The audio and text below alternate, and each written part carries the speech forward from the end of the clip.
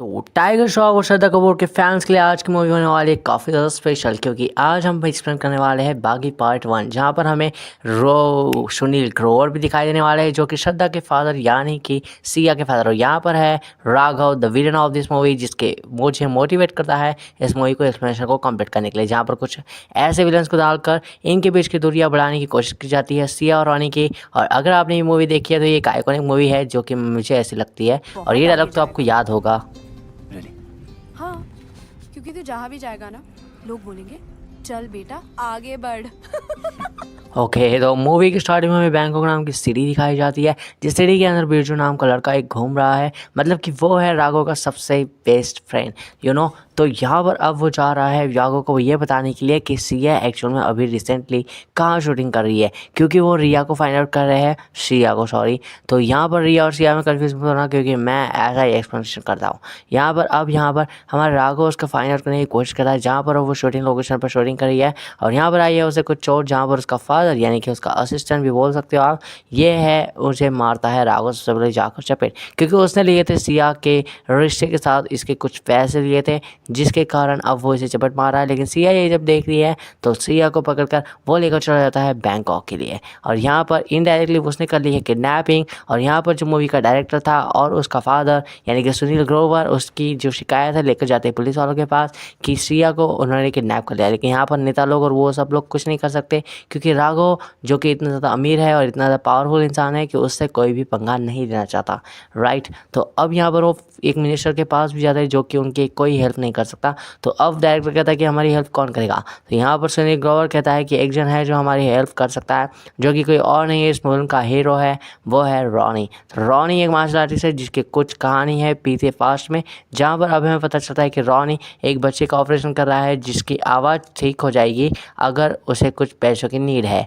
यहाँ पर अब वो पैसों की ज़रूरत है, लेकिन वो बैठा हुआ है एक टपरी पर, जहाँ पर डायरेक्टर आकर उससे बताता है कि अगर तुम सिया को बचा कर लेकर आते हो बैंकॉक से तो तुम्हें जितना पैसा चाहिए उतना पैसा मैं दूंगा। लेकिन वो पहले तो मना करता है इन सारी चीज़ों को करने के लिए, लेकिन कुछ देर बाद सोचने के बाद, क्योंकि उसे भी तो पैसे की नीड थी, वो कहता है करूंगा, लेकिन पैसे के लिए। तो पैसे के लिए अभी सारी चीज़ें करने वाला है, लेकिन उसका सिया का पहले क्या रिलेशन था ये भी हमें पता चलेगा। लेकिन अब यहाँ पर फाइनली वो रेडी हो चुका है फुल ऑन तैयारी के साथ, राघव की सारी इन्फॉर्मेशन डिटेल्स निकाल कर अब वो राघव की सिटी में जा रहा है बैंकॉक। तो फाइनली अब उसे पास्ट के बारे में याद आती है, उसकी कुछ पुरानी चीज़ें जहाँ वो श्रद्धा कपूर यानी कि सिया से पहली बार मिला था। इन दी पास्ट सेंस उसे कुछ याद आ रही है, जहाँ पर अब वो जा रहा था गुरुकुल में मार्शल आर्टिस्ट सीखने के लिए, जहाँ पर उसे मिलती है सिया नाम की एक लड़की और उससे वो लाइक करने लगता है। और यहाँ पर अब उसके फादर भी होते हैं जो कि एक असिस्टेंट तरीके से काम करते हैं, और वो है एक एक्ट्रेस। तो इसी वजह से यहाँ पर उसका फादर जो है वो एक जुगाड़ू किस्म का इंसान होता है, 420 भी कह सकते हैं उसे। और यहाँ पर हम उसे एक और चीज़ कर सकते हैं, बेशरम भी कह सकते हैं, क्योंकि वो मनी के लिए कुछ भी करता है, राइट। और यहाँ पर सिया और राघव के बीच हमारे देखने मिलता है राघव, तो सिया और रानी के बीच देखने मिलता है हमें राघव। तो राघव और बीच में छमछम गाना, और यहाँ पर हो गई इनकी फ्रेंडशिप तगड़ी। लेकिन यहाँ पर अब आया है वो जिस काम के लिए आया है, यानी कि वो गुरुकुल में आया था मार्शल आर्ट सीखने के लिए, और उसके फादर जिसकी अभी डेथ हो गई है रानी के फादर के, वो उनका फ्रेंड था ये गुरुकुल का गुरु, और उस गुरु के अंडर ये आया है मार्शल आर्ट सीखने, ताकि ये अपनी लाइफ को एक बेटर वे में आगे बढ़ा सके। लेकिन वो गुरु बता देता है इसके सारे एटीट्यूड को पीछे छोड़कर वो उसे रूल्स एंड रेगुलेशन बताने की कोशिश करता है। लेकिन रॉनी अपनी एटीट्यूड में होता है, लेकिन फिर भी उसके सारे एटीट्यूड को चकनाचूर करते हुए गुरुजी अपने रूल्स को रेगुलेशंस को उसके सामने बताने की कोशिश करते हैं। मेरे सोने के बाद सोना और मेरे जागने के पहले जागना। जब रॉनी ये रूल्स और रेगुलेशन को फॉलो करके मान लेता है ओके ओके ओके, तो उसके पास कोई ऑप्शन नहीं बचता, और फाइनली अब उसे मार्शल आर्ट सीखने की जो जर्नी है वो स्टार्ट हो जाती है। तो यहाँ पर गेट रेडी टू फाइट वाला सीन, लेकिन ये जो मुझे एक था सीन, ये मुझे जैकी चैन की मूवी से कॉपी लगा था। क्या आपने भी जैकी चैन की वो मूवी देखी है? Okay, the snake fighter something else. तो यहाँ पर अब वो फाइटिंग की जो पहली मूवी थी, इसी वजह से मैं 2016 में ये मूवी को काफ़ी ज़्यादा पसंद करता, और जब मैंने इसका फर्स्ट टाइम ट्रेलर देखा था तभी मुझे काफ़ी ज़्यादा पसंद आई थी बागी पार्ट 1 मूवी। और जहाँ पर राघव भी हमें दिखाई दे सकता है, क्योंकि वो है द गुरु का बेटा। और यहाँ पर उसके 5,000 करोड़ की बैंकॉक के अंदर कोई बिजनेस भी है, और यहाँ पर ये एक एक्ट्रेस होने के बाद ये ऐसे कैसे घूम सकती है एक सिटी के अंदर, ये बात हमें नोटिस करनी थी। लेकिन अब फाइनली बारिश आने का मौसम हो जाता है, जो कि अब ये लाइट हाउस पे बिना परमिशन के चढ़ जाते हैं दोनों के दोनों हीरो हीरोइन। और यहाँ पर अब उनकी फ्रेंडशिप काफ़ी ज़्यादा गहरी हो जाती है, और इसी बात को देखते हुए यहाँ पर श्रद्धा कपूर उसे एक रिंग भी गिफ्ट देती है। यहाँ पर अब उसकी फ्रेंड ना सिर्फ श्रद्धा कपूर यानी कि सिया बनी है, बल्कि उसका फादर भी उसका फ्रेंड बना हुआ है। लेकिन एक बार बीच में रेसिंग होती है, जहाँ पर हमारा राघव बहुत ही ज़्यादा बोट चला रहा था फास्ट तरीके से, लेकिन वो देख लेता है सिया को और उसे वो लाइक करने लगता है। यानी कि अब सिया और रॉनी दोनों ही सिया को लाइक करने लगे, लेकिन सिया कैसे लाइक करते हैं रॉनी को, राइट, क्योंकि सबसे पहले वो उसे मिला था। और यहाँ पर तो हम देखते हैं course, सिया से मिलने के लिए फाइनली आ चुका है हमारा राघव, जो कि उसके घर पर रिश्ता लेकर आया है ताकि वो उससे शादी कर सके। लेकिन उसका फादर कहता है ऐसा नहीं हो सकता, भले ही आपकी 5,000 करोड़ की जो भी है बिजनेस हो बैंकॉक के अंदर या जहीं भी, लेकिन तुम हमारी बेटे से शादी नहीं कर सकते। उसे भी एक्टिंग के कुछ ऑफर आते हैं, लेकिन मनी देखने के बाद तो उसका कुछ और ही फैसला बदल जाता है। वो शादी के लिए मान जाता है, मतलब उसकी बेटी की शादी के लिए। तो यहाँ पर अब उसने मान लिया है कि अब उसकी बेटी की शादी होकर रहेगी तो सिर्फ और सिर्फ राघव से, क्योंकि राघव है करोड़पति या जो भी है। तो यहाँ पर अब फाइनली उसने डिसाइड कर लिया कि उसकी शादी होगी राघव से। लेकिन यहाँ पर सिया तो मिल रही है रॉनी से, क्योंकि रॉनी को लाइक करती है। लेकिन यहाँ पर सेम प्लेस पर आ जाता है वही उसका फादर। लेकिन सिया बताती है कि ये मेरा फादर है, क्योंकि रॉनी को नहीं पता होता कि ये उसका फादर है, क्योंकि रॉनी का फ्रेंड होता है उसका फादर। और फिर ये रॉनी को देख ना ले उसके साथ, तो इसीलिए सिया कहती है कि मुझे छोड़ दो। तो यहाँ पर ऑटो के ज़रिए वो वहाँ से बचकर निकल जाती है। यानी कि उसके फादर को नहीं पता है कि सिया अभी किससे मिल रही है, रॉनी से। तो रॉनी जब उसके फादर से मिलता है तो वो कहता है कि मुझे तुम्हारी फ्रेंड से मिलना था, वो तुम्हारी फ्रेंड तो ऑटो में बैठ कर चली गई और मुझे पता नहीं चला कि तुम्हारी फ्रेंड आज तक कौन है। लेकिन यहाँ पर जब उसके फादर ने उसे रिंग दी थी, सिया को एक रिंग दी थी, स्पेशल रिंग, और वही रिंग वो हमारे रॉनी को दे देती है ताकि रॉनी उसे पहन कर सारे गाँव भर में घूम सके और वो दिखा सके कि देखो उसकी फ्रेंड आखिर कौन है। तो यहाँ पर उसकी जो गिफ्ट दी हुई रिंग थी, सिया ने जो उसे गिफ्ट दी थी, वो उसके फादर देख लेते हैं, और उसके फादर ने ही सिया को वो रिंग गिफ्ट दी थी। इसीलिए वो बहुत ज़्यादा गुस्से में आ जाते हैं और वो ये सोचने लगते हैं कि आखिर में ये जो रिंग है इसके पास आई कहाँ से। फिर वो समझ जाता है कि ये रिंग इसे किसी और ने नहीं बल्कि सिया ने दी है। तो यहाँ पर रॉनी तो रॉनी है, रॉनी कहता है कि मैं इस रिंग को नहीं उतारने वाला और हम शायद फ्यूचर में वेडिंग भी कर ले। तो वेडिंग का सीज़न है। ये बात सुनकर हमारे जो सुनील ग्रोवर है वो बहुत ज़्यादा गुस्सा हो जाते हैं और वो ये कहने की कोशिश करता है रॉनी को कि उससे जितना दूर रहेगा उतना तेरे लिए अच्छा है, वरना तेरे लिए ये सब चीज़ें अच्छी नहीं होने वाली। और ये चीज़ वो जाकर राघव को पता चलता है। राघव कहता है कि जो भी सिया और मेरे बीच में आएगा उन सभी को रास्ते से हम हटा देंगे। और ये बात सुनकर हम उसका फादर जो है वो बोलने लगता है कि तुम किसी को भी हटा नहीं सकते, क्योंकि तुम किसी को भी लाइफ दे नहीं सकते, तो किसी लाइफ जीने की तुम्हारे लिए क्या अधिकार है, राइट। द सेंस बनता है। लेकिन यहाँ पर अब राघव तो किसी और ही मोड में है, क्योंकि बचपन से शायद वो अपने फादर की बात सुनता आ रहा हो और यहाँ पर उसके फादर कहते हैं कि तुम्हारे रिश्ते की बात कर ली है हमने किसी और लड़की के साथ जो कि बेंगलुरु में रहती है। हाँ, तो यहाँ पर अब वो उसे अपने पास के खीर कड़ी या जो भी है दही वो खिला देता है अपने फादर को, जिसके अंदर होता है पॉइजन। तो यहाँ पर अपने फादर को जो वो मारता है ये बहुत गलत चीज़ होती है। लेकिन अब यहाँ पर राघव हर हद को पार करने की कोशिश कर रहा है। शायद यहाँ पर वो सिया को पाने के लिए अपने फादर को मार रहा है, मे बी, या फिर वो अपने फादर से फ्रस्ट्रेट हो चुका था क्योंकि वो अपने फादर की रिस्पेक्ट तो करता था, लेकिन शायद डर की वजह से। यहाँ पर कई सारे एक्सपर्ट बनते हैं अपने फादर को मारने के लिए, लेकिन किसी भी तरह के रूल्स और रेगुलेशन में अपने फादर को मारना सही नहीं है। यही हमें इस कैरेक्टर को डिफरेंट बताता है। वैसे राघव तो काफ़ी पैशनेट भी था, उसने काफ़ी सा बिजनेस भी रन किया था और वो दिखने में भी ठीक ठाक था कंपेयर टू रॉनी। लेकिन यहाँ पर उसकी जो गलत चीज़ें हैं यही उसके फ्यूचर के डिस्ट्रॉय और डाउनफॉल के लिए सबसे मेन कारक रहेगी। और इसी वजह से यहाँ पर जब उसने अपने फादर को मारा और उसके बाद उसके रास्ते का काटा था रॉनी। अब रॉनी को मारने के लिए कुछ गुंडे भेजता है ताकि रॉनी को अब वो रास्ते से हटा सके और यहाँ पर अब वो सिया के लाइफ में एंटर कर सके। लेकिन जब यहाँ पर रॉनी घूम रहा होता है बाजार के अंदर, क्योंकि उसका काम ही है घूमना, और यहाँ पर अब वो गुंडे आ जाते हैं और वो कहते हैं कि इस बच्चे को हमारे साथ लेके चलो, तुम्हें राघव ने बुलाया है। और राघव की बात सुनकर वो बहुत ज़्यादा एक्साइटेड हो जाता है, क्योंकि राघव बहुत बड़ा ब्रांड है और राघव उसके गुरु का बेटा भी है। तो यहाँ पर उसे नहीं पता चला है कि अभी गुरु की मौत हो गई है और यहाँ पर अब वो बच्चे को लेकर जाने की कोशिश करते हैं गुंडे और यहाँ पर रॉनी को वो सारे बाजार के अंदर घुमाने की कोशिश करते हैं और उस बच्चे को भी काफ़ी ज़्यादा तकलीफ देते हैं जो कि ऑब्वियसली काफ़ी ज़्यादा गलत है। और यहाँ पर अब वो बच्चे को बहुत ज़्यादा परेशान करता है, लेकिन रॉनी इन सब बातों को सह रहा होता है जब तक कि उस बच्चे को चोट ना आ जाए। और उस बच्चे को जब चोट आ जाती है तब रॉनी आ जाता है अपने रुद्र अवतार में और यहाँ पर अब वो सब लोगों की बैंड बजाने वाले हैं। और यहाँ का जो कराटे वाला सीन है मैंने थोड़ा सा स्किप कर दिया है क्योंकि यहाँ पर हमें स्टोरी को ऊपर फोकस करना है। यहाँ पर सबसे पहले गोड़ा फेंक कर उन लोगों को मारता है और वो भी इतना निशाने से पक्का होता है। फिर वहाँ से जो बच्चा गिरता है उसे पकड़ भी लेता है ऑब्वियसली। तो यहाँ पर अब हमें ये पता चलता है कि काफ़ी अच्छा फाइटर है। तो बेसिक फाइटिंग सेंस होने के बावजूद भी वो इतने लोगों को मारता है, लेकिन फाइनली राघव उसे मारने के लिए आ जाता है क्योंकि राघव है द मार्शल आर्टिस्ट चैम्पियन और अब वो उसे अच्छी तरह से धूल चढ़ाता है और यहाँ पर रॉनी को बहुत बुरी तरह से मारता है। लेकिन रॉनी जैसे जैसे अपनी जान बचाकर वहाँ से भागने के लिए बहुत ही ज़्यादा कामयाब हो जाता है और फाइनली वो इन सभी से पीछा छुड़ाकर भागकर उस पेट्रोल पंप के पास पहुँचता है और वहाँ पर पेट्रोल पंप को खोलकर उन सभी के ऊपर पेट्रोल डाल के कोशिश करता है और ये कहता है कि तुम्हारा इस बच्चे ने बिगाड़ा क्या है, अगर तुम सब लोग इस बच्चे के पीछे क्यों पड़े हुए हो। और यही जब बात वो उस रॉनी के सामने सब लोगों के सामने कहता है और यहाँ पर राघव को भी वो ये बात कहता है तो राघव कहता है कि उस बच्चे ने हमारा कुछ नहीं बिगाड़ा है, बिगाड़ा तो तुमने है जब तुम सिया की लाइफ में आए। तुम सिया को लाइक करते हो, ये है तुम्हारी सबसे बड़ी प्रॉब्लम। लेकिन वो कहता है कि सिया मुझे लाइक करती है और तुम उससे शादी करना चाहते हो, ऐसा हो नहीं सकता। और वो कहता है कि सिया पावर से लाइक करेगी, पावर को लाइक करेगी और पैसे को लाइक करेगी, वो तुम्हें क्यों लाइक करेगी, तुम्हारे पास है ही क्या, एक्सेट्रा एक्सेट्रा। तो वो कहता है कि मैं सिया के लिए जान दे दूंगा, क्या तुम सिया के लिए जान दे सकते हो। वैसे मुझे एक बात बताओ, अगर इन दोनों ने सिया के लिए जान दे भी दी तो सिया तो एक एक्टर है, उसे तो कोई और लड़का मिल जाएगा।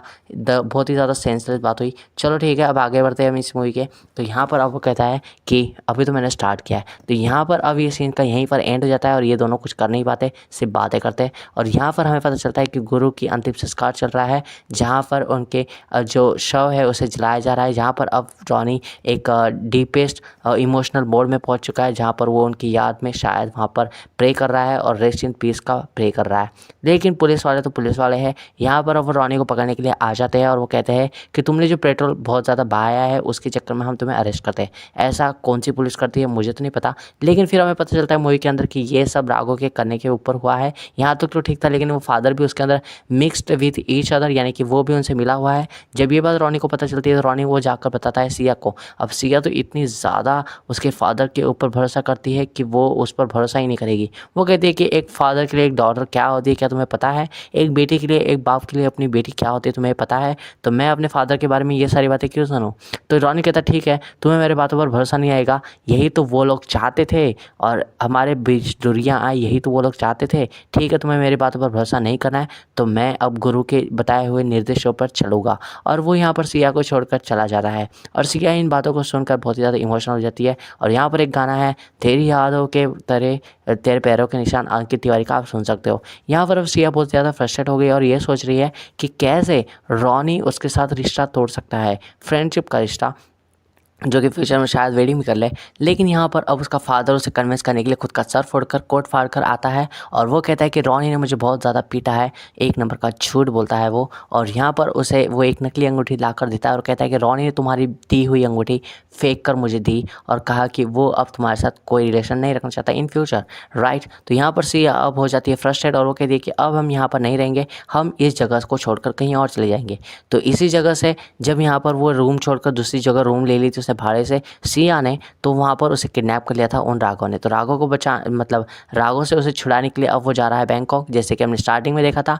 तो यहाँ पर अब उसे राघव फिर से कन्विंस करने की कोशिश कर रहा है कि सिया तुम मुझसे शादी कर लो। लेकिन सिया तो अभी भी रॉनी का इंतज़ार कर रही है, मे बी ऐसा कुछ हुआ नहीं है, लेकिन फिर भी वो मना तो कर ही रही है। तो यहाँ पर अब शायद हम आगे देखते हैं कि कैसे रॉनी कैसे पहुँच चुका है बैंकॉक में। और यहाँ पर सबसे पहले उसका टारगेट ऑडियंस होता है, क्योंकि जैसे उसने रिसर्च की है बैंकॉक आने पर सबसे पहले आप उसे कहाँ अटैक करना है। तो सबसे पहले वो कुछ उसे दो लोग मिलता है जिनकी स्टोरी मैं आपको आगे बताऊंगा, जिन्हें दिखाई भी नहीं देता फिर भी वो ड्राइविंग करते हैं। और उसका जो भतीजा है या जो भाई है वो कज़न है, वो उसकी हेल्प करता है ड्राइविंग के अंदर, यानी कि ड्राइवर को कुछ दिखाई नहीं देता और उसका जो कज़न है उसकी हेल्प करता है दिशा दिखाने के लिए। और ये बहुत ही ज़्यादा इंटरेस्टिंग चीज़ है।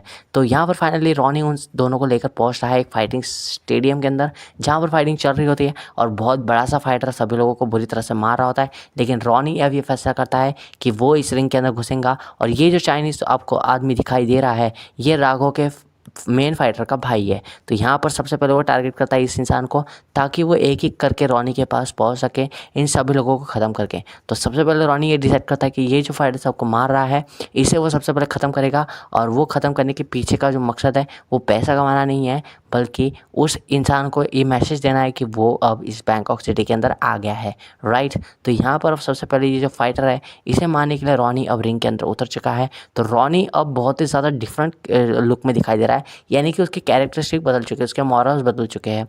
यहाँ वो पैसे के लिए आया है और यहाँ पर अब वो पैसे के लिए सारी चीज़ें करने वाला है, यानी कि सिया को भी बचाने के लिए वो पैसे के लिए आया है, ऐसा हमें कुछ दिखाई दे रहा है। और यहाँ पर सबसे पहले वो एक किक के अंदर उस जो वॉरियर है उसे मारता है और यहाँ पर कैमरे के सामने पोजीशन करता है और ये बताने की कोशिश करता है कि वो इस बैंकॉक सिटी के अंदर आ गया है। और ये जो चाइनीज़ है अब उसका पीछा करेगा क्योंकि इसका जो रिंग में बॉक्सर था वो मारा जा चुका है, जो कि वो लॉस्ट में जा चुका है। तो अब ये घर पर वेट कर रहे हैं किसके, वो ऑटो वालों के या टैक्सी वालों के। उसके घर अब रॉनी वेट कर रहा है कि कब वो लोग आएंगे और उसे मारने की धमकी देंगे या फिर उन्हें मारने की कोशिश करेंगे। तो यहाँ पर रॉनी अब भागने के अलावा उनके पास कोई ऑप्शन नहीं है।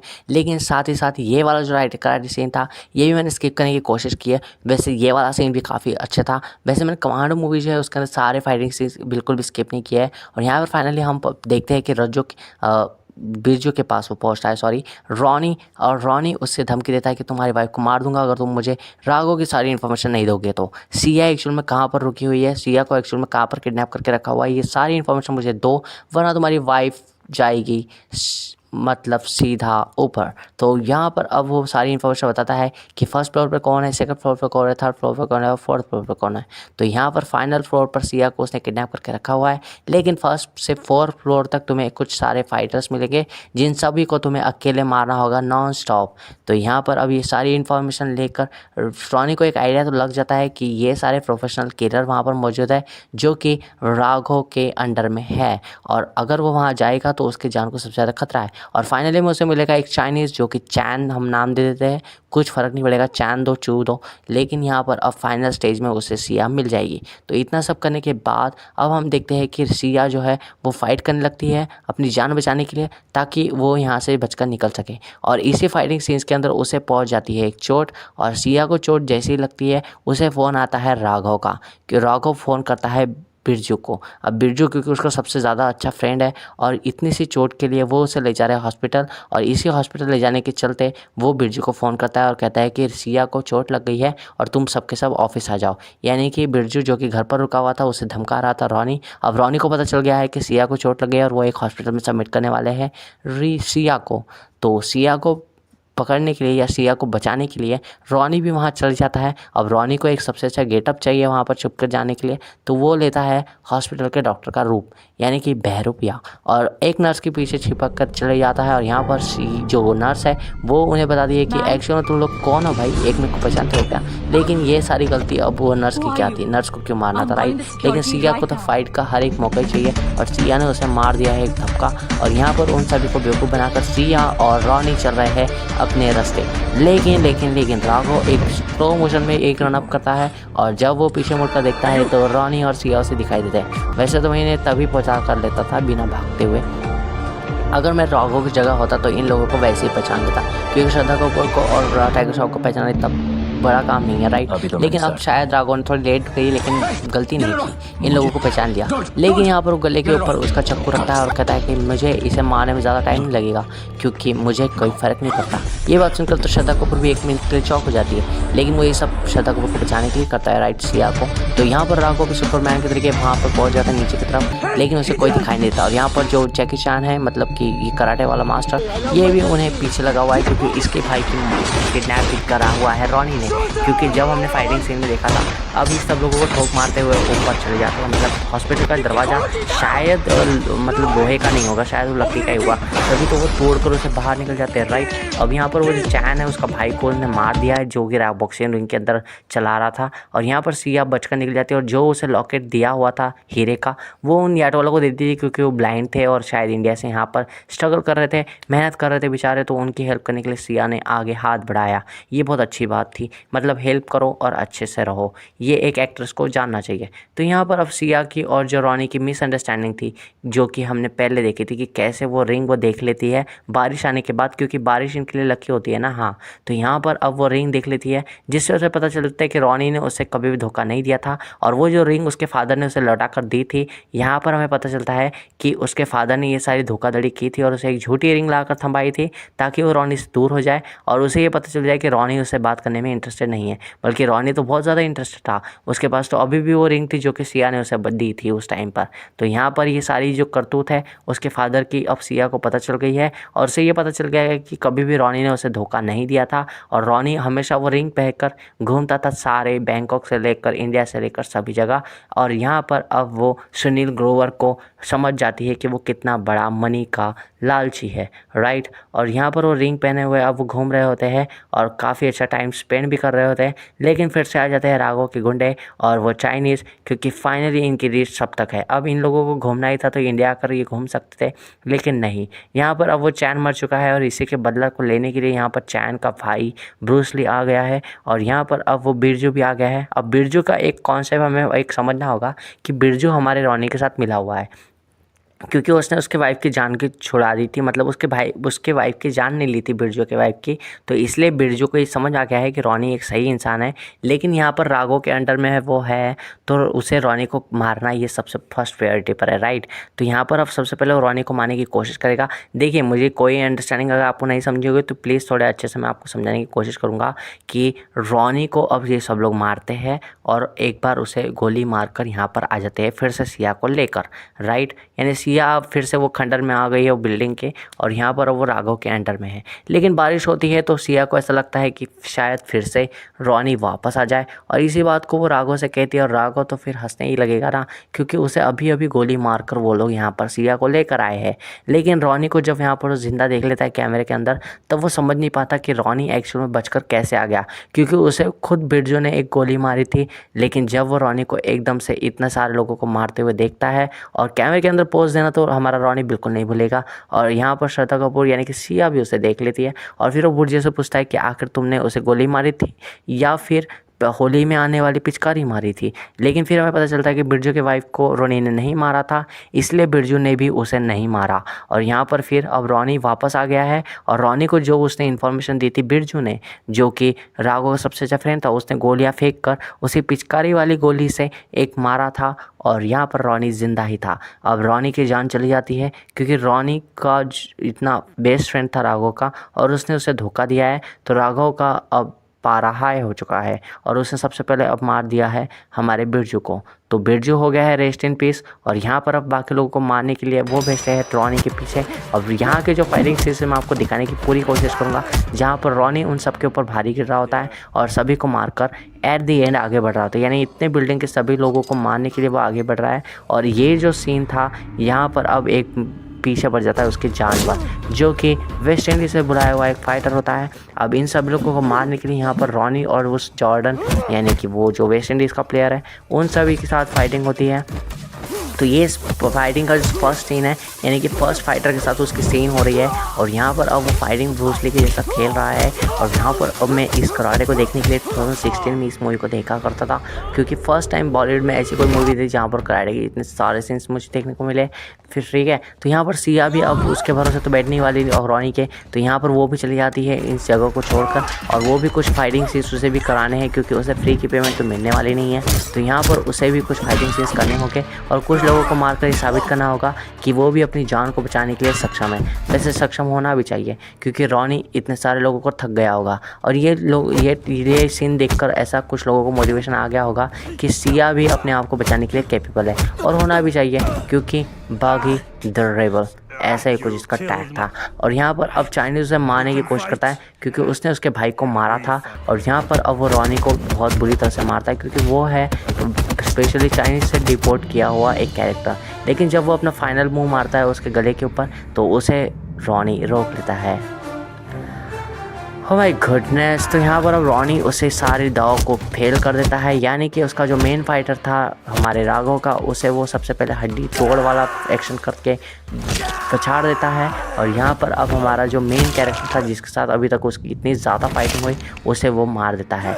यानी कि अब सिया और रॉनी मिल चुके हैं और फाइनली अब राघव के साथ उनकी फाइटिंग है, जहाँ पर अब वो एक रॉनी को सबसे पहले गिराता है और सिया जो कि अपनी हिम्मत का मुजाहरा देते हुए उस पर वार करने की कोशिश करती है, तो वो सिया को भी अब नहीं छोड़ेगा, क्योंकि इतने देर तक अब उसे लाइक करता था, लेकिन अब यहाँ पर जब उसकी जान के ऊपर आ गई तो वो सिया को भी क्यों छोड़े। सिया को भी एक धक्के में वो गिरा देता है और यहाँ पर उसे देखकर अब रॉनी को गुस्सा नहीं आता और रॉनी उससे फाइट करने लगता है। यानी कि रॉनी को अभी भी गुस्सा नहीं आया है और अभी भी वो फिर से उससे मार खा रहा है, लेकिन तब उसे गुस्सा आता है जब वो कहता है कि मैंने अपने फादर को मार दिया, यानी कि हमारे रॉनी के गुरुजी को, जिन्होंने उसे मार्शल आर्ट सिखाया था। तो फिर क्या था, अभी तक तो रॉनी मार खा रहा था, लेकिन अब रॉनी को जान में जान आ गई है और उसने जो मिस किया है, उसने जो दर्द सहा है, अब वो उस राघव को नहीं छोड़ेगा।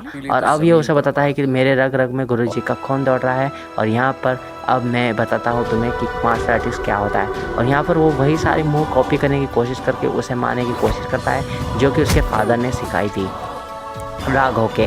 तो यहाँ पर अब राघव को एकदम ख़तरनाक तरीके से मारता है, क्योंकि उसने उसके फादर को जिस तरह से मारा था, अब यहाँ पर उसके बचने का कोई भी चांस नहीं है। The moral of the story, right. अब यहाँ पर अब सारी हड्डियाँ हमारे राघव की टूट जाती है, जो कि देखने में बुरा भले ही लगी, लेकिन जिस तरह से उसने अपने फादर की डेथ की है, ये बहुत ही ज़्यादा बुरी चीज़ थी। अब यहाँ पर हमारा जो रॉनी है वो उसे फाइनली मार देता है और यहाँ पर अब उसके आत्मा को भी शांति मिलती है उसके फादर की। और यहाँ पर इसी पीस में वो अब सोच रहा होता है कि कैसे उसके गुरु ने उसे शिक्षा दी थी। और यहाँ पर वो मार्शल आर्टिस्ट का कॉलेज भी, स्कूल भी, जो भी है वो चला रहा होता है, गुरुकुल द एंड।